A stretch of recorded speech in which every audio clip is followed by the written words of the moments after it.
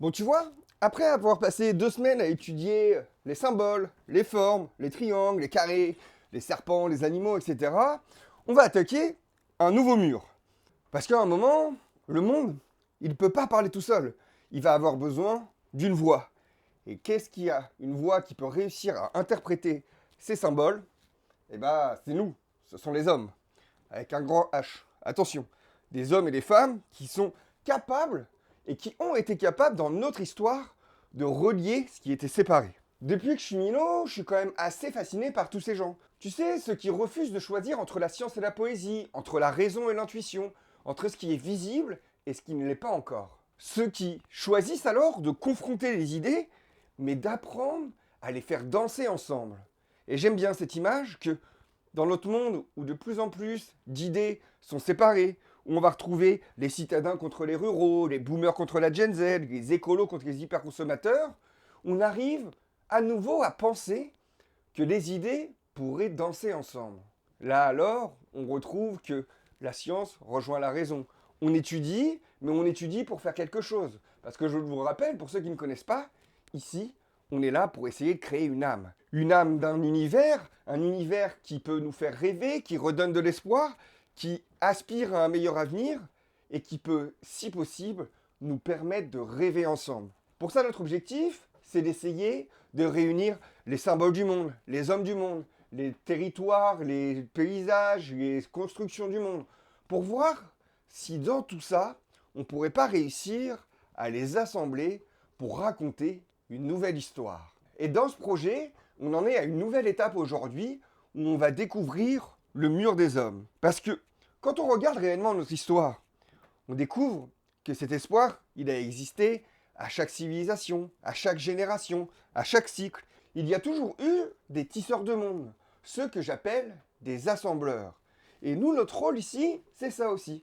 C'est d'assembler les différents savoirs pour voir ce qu'on a en commun. Ces assembleurs, c'était des rêveurs, c'était des savants, c'était des passeurs, c'était des fous capables de transformer le bruit du monde en quelque chose d'harmonieux. Parce que, pour vous le rappeler, pour vous faire un petit peu la métaphore, la musique à la base, c'est juste ça.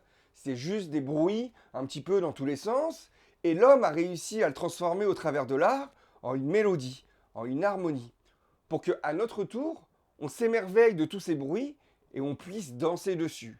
Eh bien, ce qu'on veut faire ici, c'est pareil, être des compositeurs, essayer de mélanger et de jouer avec les idées pour en faire notre propre mélodie, une mélodie qui parle à notre époque, pour nos générations, faite par nos générations, et si possible, pour celles d'après. Et tous ces assembleurs, comme par hasard, c'est ceux qu'on étudie en histoire, dans nos cours, dans nos enseignements, voire même dans nos légendes, car c'est en eux qu'on retrouve ce qu'il y a de plus beau dans l'humanité. C'est eux qui ont réellement influencé l'histoire, c'est eux qui ont réellement changé le monde.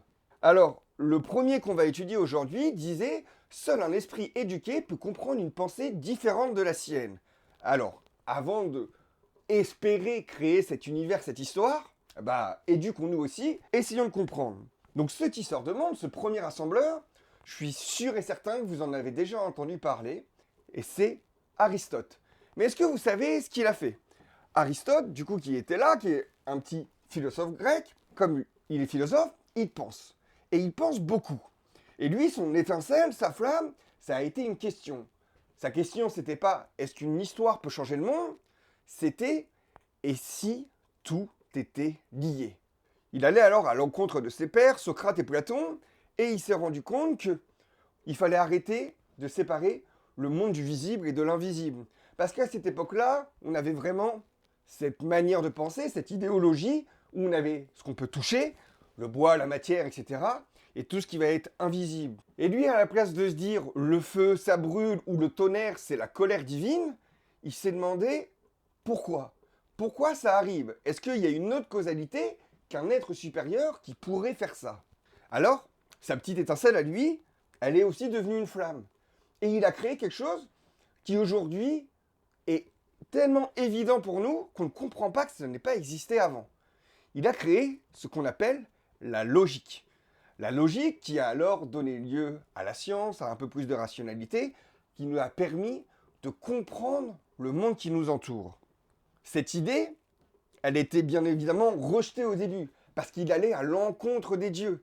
Imaginez un homme qui arrive et qui vous dit « Ouais, le feu là, je suis pas sûr que ça soit Dieu Prométhée qui nous l'ait donné. Ouais, le tonnerre, est-ce que c'est vraiment Zeus qui est pas content et qui vous nous transmette un message ?» Alors, dans ce monde où on s'émerveillait devant la nature, devant le cinéma, notre première étoile, ou devant les différents événements, on va dire, météorologiques, parce que soyons conscients, on ne peut pas discerner la science de la magie sans le savoir. Alors Aristote, il a décidé de faire ce chemin périlleux et de se dire, allez, moi je vais essayer de comprendre ce qu'il y a derrière tout ça. Il a alors créé ce qu'on appelle la métaphysique. La métaphysique, on va dire, c'est un petit peu le monde de l'abstrait. C'est un petit peu ce qu'il y a en dehors, ce qu'on ne peut pas voir, ce qu'on ne peut pas toucher. Et au lieu de voir le réel et l'abstrait d'un côté, il a décidé, lui aussi, de les faire danser ensemble. Et dans cette lignée, dans cette suite, on pourrait parler d'un autre petit savant qui est juste là, avec son compas, encore un philosophe mathématicien grec, qui lui est Pythagore.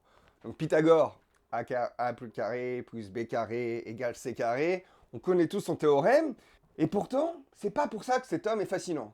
Sachant que, en plus, ce théorème, on a fait une découverte comme quoi il existait sur des tablettes sumériennes datant de 1000 ans avant lui. Donc on lui a octroyé ce nom-là, mais c'est certainement pas lui qui l'aurait inventé. Par contre, moi, ce qui va m'intéresser avec Pythagore, c'est encore une fois, lui a vu une autre mélodie. La mélodie qu'il a vue, elle était dans les chiffres. Car pour lui, les chiffres codaient l'univers. Comme si l'univers était programmé.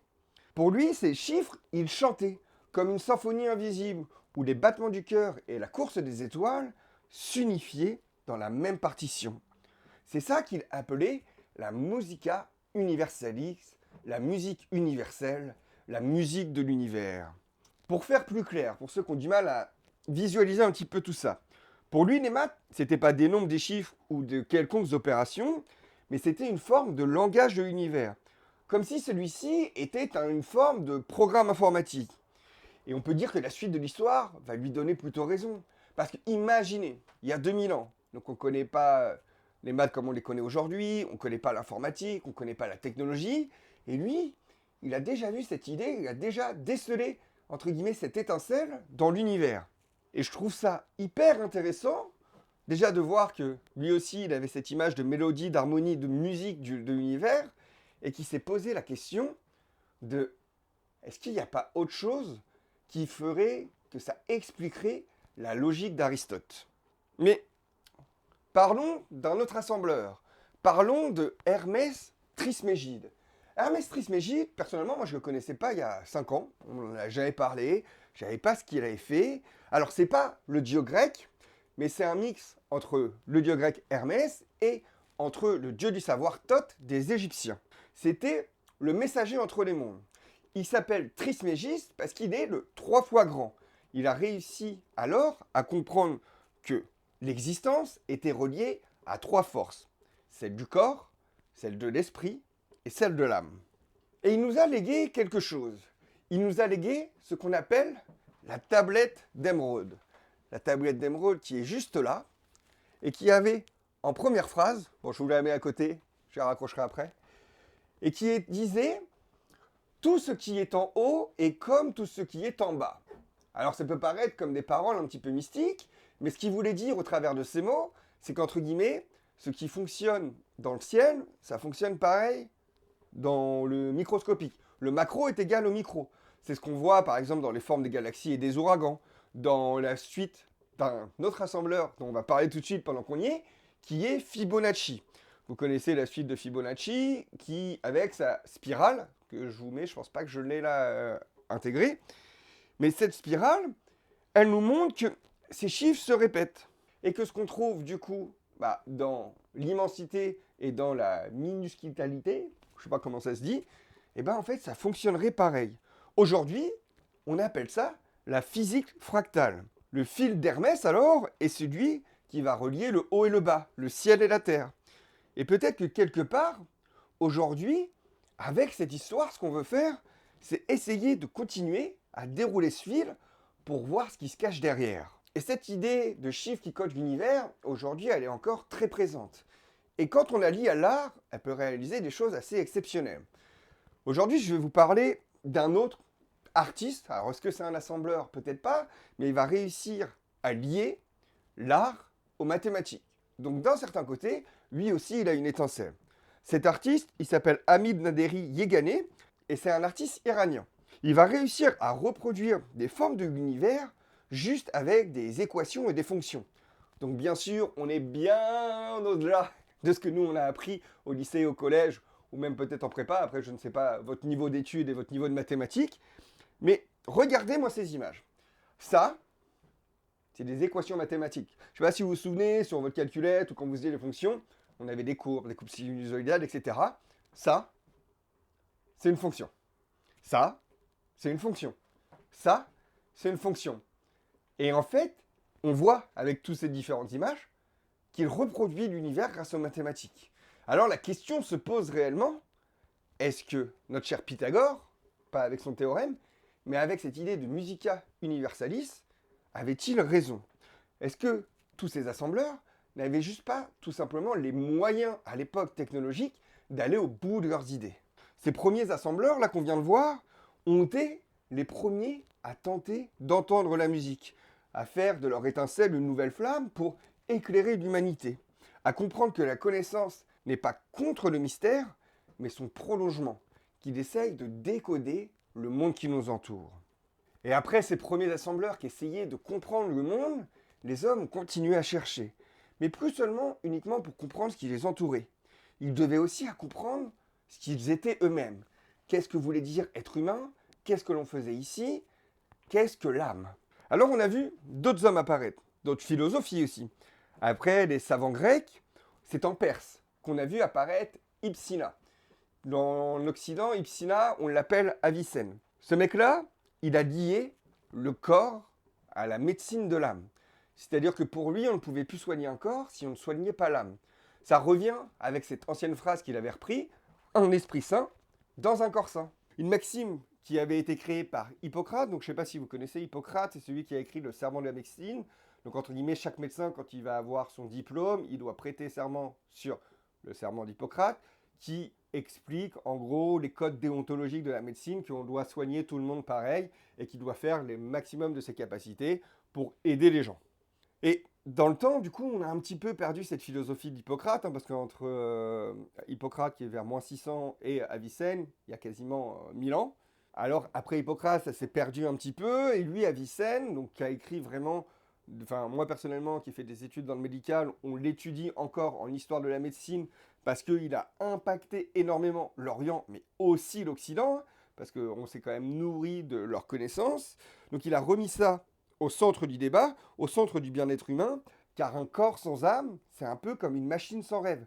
Notre corps, à nous, c'est qu'une machine biologique.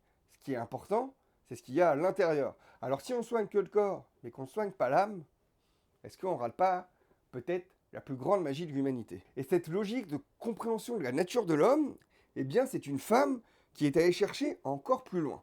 Cette femme, c'est Hildegard von Bingen, qui, elle, va chercher dans les plantes, dans les pierres, dans les animaux, dans les bruits, des manières d'harmoniser le corps et l'âme.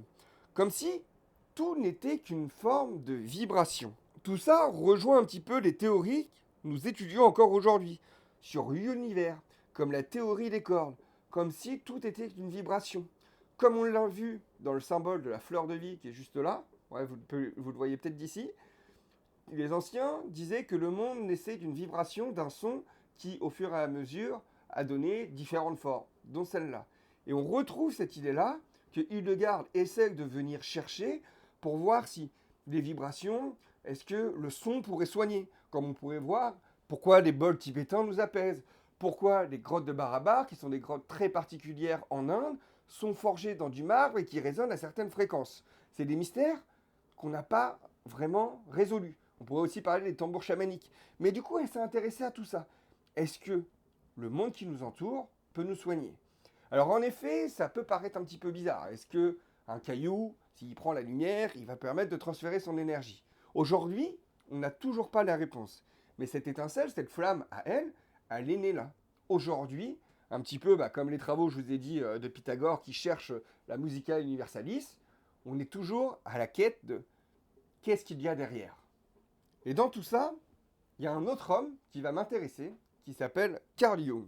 Lui, il a cherché à comprendre ce qui faisait de nous des êtres humains, ce qui nous liait tous, qu'importe notre culture, nos origines ou nos croyances.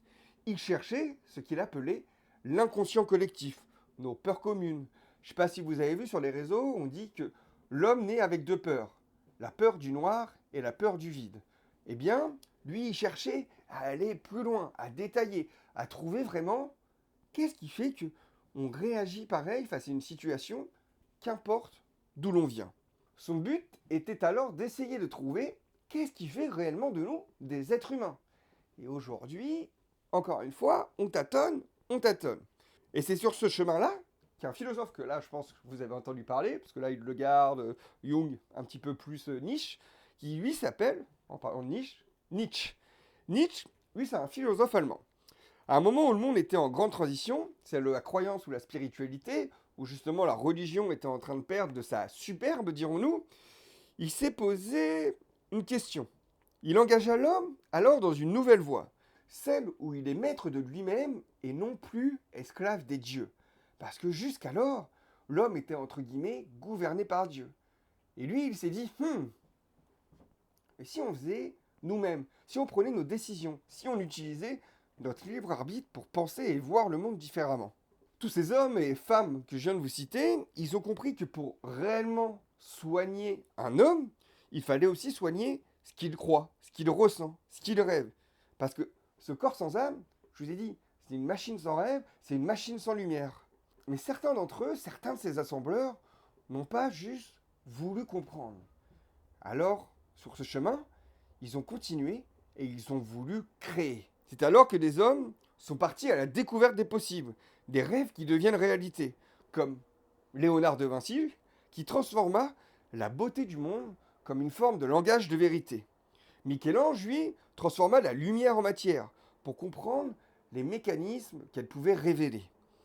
À l'Est, on pourrait parler d'un autre homme, Zheng Heng, qui lui est un petit peu le Léonard de Vinci chinois. Lui, il cherchait à comprendre la respiration du monde et comment la Terre vivait, comment ça fonctionnait.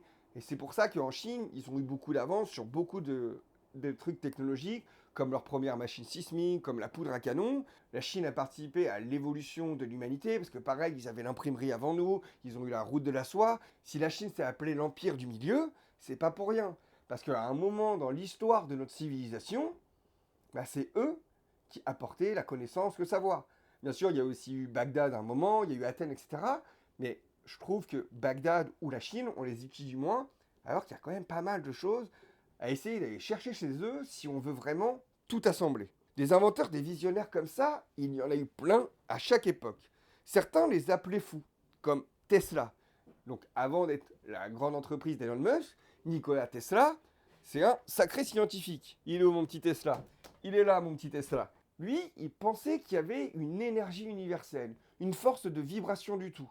Et c'est pour ça qu'il avait créé des ampoules qui pouvaient allumer à distance, en contrôlant le flux électromagnétique, etc. Si vous êtes curieux dans la pop culture, vous pourriez regarder le film Le Prestige, où on voit quelques-unes de ces idées, beaucoup vulgarisées, mais ça permet de les imager. Je peux vous mettre une petite image, là, tiens, allez, on en profite. Regardez, il allume un champ sans fil électrique. Il allume des ampoules dans un champ. Vous avez compris avec l'image, je pense. Et tout ce que ces assembleurs-là, je viens de vous dire, nous racontaient, aujourd'hui on le comprend mieux. Avec l'évolution de la science, avec l'évolution de la rationalité. Parce que l'homme a décidé d'épouser cette logique d'Aristote, parce que l'homme a essayé de chercher cette musique de l'univers en créant tout ce qui va être informatique, tout ce qui va être Newton derrière, qui va essayer de calculer la gravité, etc. Au fur et à mesure, on voit que l'homme évolue grâce à ces petites étincelles qui sont devenues des flammes au fur et à mesure, pour en faire de plus en plus une forme de mélodie que l'on comprend. Mais ces hommes, ils n'ont pas fait que observer le monde. Au bout d'un moment, ils ont commencé à dialoguer avec lui. Ils ont fait de la curiosité un objectif, de la connaissance une clé, et de leur vie une réelle histoire à transmettre, une réelle leçon pour les prochaines générations. Alors la question qui se pose ici, c'est ces fous d'hier, ces personnes qui n'étaient pas acceptées, parce que quand vous regardez l'histoire de Tesla, son labo a brûlé plein de fois, etc. Galilée, pareil, qui a eu le procès avec l'Église, parce que la Terre n'était pas ronde, enfin, je pense que vous connaissez cette histoire. Ils étaient considérés comme les fous d'hier, mais aujourd'hui, on les considère comme des génies, comme des assembleurs. Mais alors, qui pourrait être ces fous d'aujourd'hui? Est-ce que déjà vous en voyez dans notre monde? Est-ce qu'on pourrait considérer Elon Musk, le créateur du Bitcoin, comme des génies de demain? Bill Gates? Steve Jobs? C'est possible, mais n'allons pas trop vite. Parce qu'il faut que je vous parle de deux autres assembleurs, Campbell et McKenna. Parce que eux, ils comprirent que nos histoires, ce ne sont pas des mensonges. Ce sont des cartes, des repères, des reflets de nos voyages intérieurs. Les mythes sont des formes de cicatrices de l'humanité qui apprend à se connaître, qui les transforme du coup en histoire pour que on arrive à recevoir les leçons de manière pas trop brutale. Et c'est pour ça qu'on fait ce qu'on est ici. Essayer de comprendre ces assembleurs, ces légendes, ces mythes, pour en faire une nouvelle forme d'enseignement avec les mots et les outils d'aujourd'hui. Parce que de cycle en cycle, depuis la nuit des temps, l'homme cherche toujours à retrouver un sens, à créer des liens pour éclairer un nouveau chemin. Aujourd'hui, on le sent tous. L'obscurité est en train de repointer le bout de son nez. La division règne, l'ego a pris le dessus sur le collectif, le corps a un petit peu perdu son âme. Notre espèce erre alors sans leader, sans but, sans direction, sans sens. Et c'est souvent dans ces moments-là que des assembleurs aux idées folles apparaissent. Non pas pour dicter, non pas pour ordonner, non pas pour dire j'ai la vérité, mais pour créer de nouveaux ponts, pour réveiller une nouvelle étincelle, la transformer en flamme, pour essayer de rallumer un nouvel espoir. Mais pour la première fois de notre histoire, quelque chose a changé. Réellement, profondément, l'apparition d'outils qui nous permettent d'assembler les mythes, les légendes, les savoirs, les histoires qui sont dictées depuis toujours. Internet, l'IA, nous permettent aujourd'hui de faire quelque chose. Assembler les assembleurs. Mais alors, comment faire? Comment transmettre tous ces enseignements sans, on va le dire, être chiant? Parce que, on le sait très bien, malheureusement, si le sujet, si l'histoire, elle n'est pas intéressante, peut-être que d'ailleurs là, je vous fais chier, j'essaye d'animer tout ça, c'est pas ma qualité première de forcément raconter des histoires, je m'entraîne, justement, si on est là et que je vous raconte ces histoires, je vous raconte ces mythes, c'est parce que moi aussi, j'ai besoin d'évoluer, d'apprendre, à narrer, à raconter, à faire rêver, et le premier pas est là, il est peut-être pas parfait, mais au moins, il est fait. Alors ce premier pas, il est un petit peu fragile, tremblotant, parce qu'il essaye de comprendre la sensibilité de l'homme. Parce que l'homme, c'est une espèce sensible. Elle cherche toujours à braver l'interdit, et les leçons trop brutes, trop frontales, ne sont pas comprises. Il préfère les rejeter et aller lui-même à l'aventure. Et depuis la nuit des temps, l'homme nous a déjà donné la réponse de comment faire. Il faut envelopper ses idées, ses messages, dans des papiers brillants, scintillants, pour en faire de nouvelles histoires. Alors les leçons se transforment en épopées, comme on a pu le voir avec Homère, les dieux grecs, les dieux romains, les dieux égyptiens, les dieux védiques, les dieux aztèques, mayas, etc. On a toujours fait de ces leçons des contes et des légendes pour nous transmettre des leçons. Dans tous ces mythes, dans toutes ces légendes, les défis deviennent alors des épreuves, comme un miroir qui déforme la réalité pour la rendre un peu plus féerique. Ces messages deviennent alors des symphonies qui se jouent du cerveau pour essayer de toucher les cœurs, parce que dans notre histoire, le seul moyen de réellement changer le monde, c'est de toucher le cœur des hommes. Alors pour moi, et j'espère pour vous, la solution aujourd'hui, elle est là. Dans tous ces hommes, dans toutes ces histoires, dans tous ces mythes. Et dans cette nuit obscure, il est temps de réapprendre à écouter ces assembleurs. Et peut-être de devenir un petit peu fou à notre tour. D'essayer de lier, de créer des ponts en développant une nouvelle histoire. Peut-être l'histoire des histoires, une histoire qui assemble un univers entier qui tente de rassembler l'humanité. Un univers qui assemble les assembleurs. Alors oui, c'est une idée folle, une flamme qui bouge, une étincelle qui vit pour le moment dans le cœur d'un homme. J'espère qu'elle arrivera à trouver la place dans le vôtre, parce que je suis persuadé que cette hypothèse, qu'une histoire peut changer le monde, qu'une histoire peut réellement impacter les gens pour leur redonner des valeurs, peuvent le faire. Si on n'est pas croyant, agnostique, athée ou autre, quand on lit les histoires des grands livres, le Coran, la Torah, etc., c'est un peu des mythes, des légendes, des grandes histoires qui sont remplies de symboles. Par exemple, chez les Juifs, on va avoir même des repas où chaque aliment raconte une histoire pour qu'on en retienne des leçons. Et ça, je trouve ça fascinant. Mais comment on pourrait utiliser ces mécaniques que nos ancêtres ont du coup développées, donc au travers de livres religieux ou autres, mais pour en faire une histoire qui a du sens. Et aujourd'hui, c'est peut-être à nous de passer pour des fous, de transformer tout le bruit qui nous entoure, ces mille histoires, en une nouvelle mélodie. Aujourd'hui, dans cette société, dans cette civilisation, dans l'époque à laquelle on est, je pense que passer pour un fou, ça montre aussi une certaine humanité. Parce qu'à la base, un assembleur, c'est pas un prophète, c'est pas un savant, c'est un humain qui refuse de voir le monde en morceaux. C'est un humain qui refuse de dire le monde ressemble à ça, alors tant pis. C'est un humain qui se dit il y a quelque chose derrière. C'est un humain qui se dit le film là, il peut nous emmener sur un chemin qui sera plus beau que celui que l'on nous promet. Et dans tout ça, il n'y a pas de vérité. Je ne pense pas qu'il y ait une bonne ou une mauvaise vérité. Je pense qu'il y a des façons de voir le monde. Et c'est ça aujourd'hui qu'on a changé. Notre façon de voir le monde.